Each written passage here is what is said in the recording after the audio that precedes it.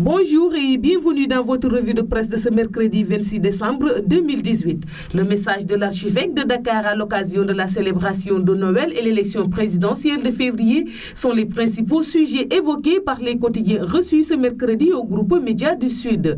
Le Soleil met en exergue la célébration de Noël et affiche à sa une l'Église prie pour que la paix et la cohésion sociale règnent au Sénégal.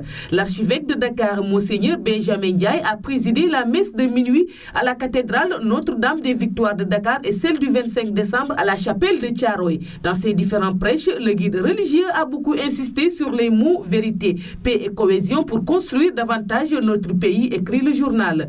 Sud Quotidien note qu'en perspective, la présidentielle, l'Église met les acteurs devant leurs responsabilités. Le journal se fait écho des propos de Monseigneur Benjamin Ndiaye qui déclare « Donnons-nous les moyens de vivre une élection juste, transparente et démocratique ».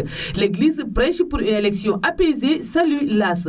Concernant la présidentielle, le quotidien annonce la clôture du dépôt des candidatures à minuit et affiche à sa une fin de liste. C'est aujourd'hui à minuit que le Conseil constitutionnel va fermer ses portes aux candidats déclarés qui doivent déposer leur dossier de candidature. Pas sûr qu'il y ait une grosse bousculade cette fois-ci après les querelles entre mandataires au premier jour du dépôt. Écrit le journal qui signale qu'une vingtaine de candidats ont été enregistrés au Conseil constitutionnel. Du moment que Vox Populi met en exergue l'avis du professeur Ndak Fall, spécialiste du droit pénal sur la candidature de Khalifa Ababacar Sall à la présidentielle de février. Rien n'empêche à Khalifa Sall d'être candidat et s'il est élu de sortir de prison, selon le spécialiste. Tant que les voies de recours sont ouvertes, on ne peut pas parler de condamnation définitive.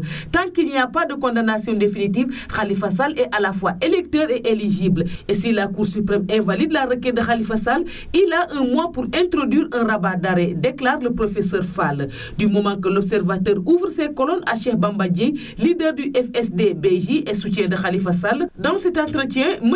Dièye déclare entre autres « L'affaire Khalifa Sall est une honte pour la République, une monstruosité pour la démocratie. Macky Sall a trahi le peuple. Voter pour lui est dangereux pour le Sénégal. » Enquête parle d'un grand flou autour du contrat d'affermage de l'eau au Sénégal. Le contrat d'affermage de la Sénégalaise des eaux arrive à échéance dans 5 jours et l'autorité de régulation des marchés ARMP qui avait pris la décision de suspendre la procédure d'attribution de ce marché au groupe français Suez tarde à trancher le litige au fond, souligne le journal qui fait état d'un mystère autour d'un nouvel avenant de 6 mois.